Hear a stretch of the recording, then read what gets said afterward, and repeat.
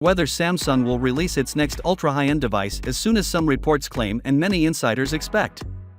We're still some months away from an official Galaxy S24 family announcement, so it's tough to predict what kinds of upgrades and downgrades will be available. Although a lot of supposed inside information has been flying around the internet for quite some time now, the S24 lineup potentially bring to the table compared to its predecessors.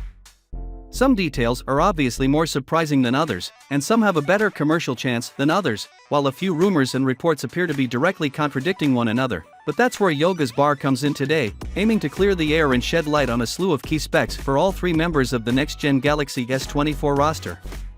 Despite the fact that no is obviously a harsh word to employ in connection to an unannounced mobile device, Brar's confirmation of certain feature statistics and important selling elements has already cemented them.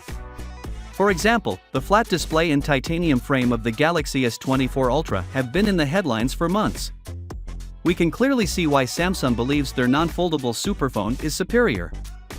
After a few years of incremental refining, the flagship requires a major makeover of sorts, although it remains to be seen just how different this colossus will seem compared to the curved S23 Ultra with an aluminum frame. Surprisingly, the S24 Ultra screen size is not mentioned today, but the QHD Plus resolution is, with those letters most likely representing the S23 Ultra's 3088 by 1440 pixel count. Meanwhile, the Galaxy S24 and Galaxy S24 Plus are rumored to have FHD and QHD display resolution, respectively, with no curves. Charging rates may also remain unaltered, with the vanilla S24 allegedly limited to a 25-watt limit and the S24 Plus and its 24 Ultra supporting a maximum input of 45 watts. Following some initial misunderstanding and dispute in the rumor mill, everyone now seems to agree that the Galaxy S24 and S24 Plus will be available in both Snapdragon 8 Gen 3 and Exynos 2400 models, depending on location.